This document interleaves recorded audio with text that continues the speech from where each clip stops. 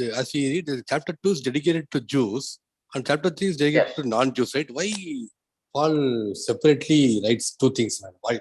Why? What made him to write two specific illustrations and separate things with respect to the theme in Romans? Yes, Danny, as I told earlier, Danny, what's happening here is this Roman church that Paul hasn't had an opportunity to visit in person yet is a church that is a Gentile church, okay? As a small church, but there are also a minority of Jews that are part of this church. We also read in the last few chapters of Acts, and we can understand reasonably that the Jews in Rome at that time did not understand the teachings of Christ or Christianity.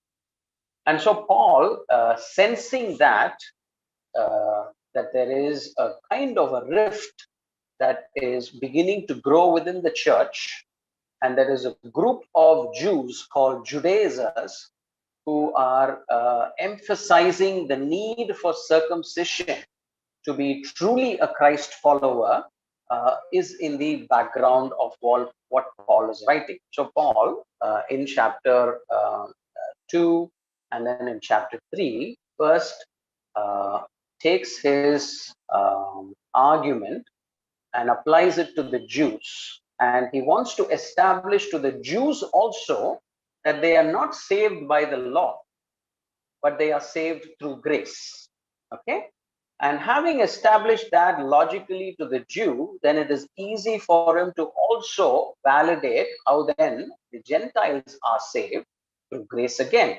So he is trying to put them both on the same platform and saying both Jews and both Gentiles, the ones that had the law and that ones that seem to be intuitively knowing the law through their conscience, are all on the same level playing field.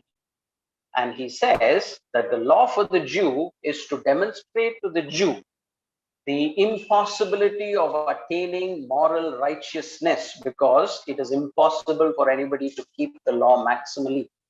Okay, it is only a benchmark to show how consistently we fall short of righteousness.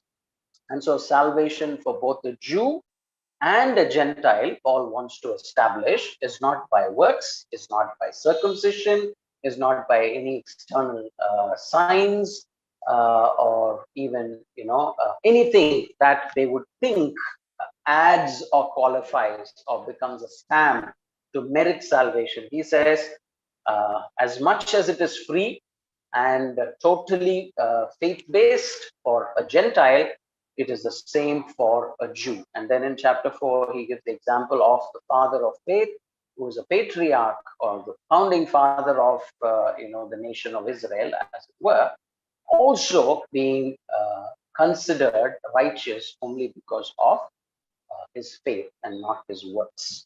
So the idea of faith and works, faith and works, faith and works, Jews always emphasized on works.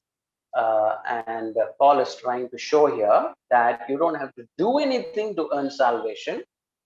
Everything is done for you in the person and the finished work of Jesus Christ. And you have to acknowledge, even though it hurts your pride, that salvation is free and unmerited and is a gift.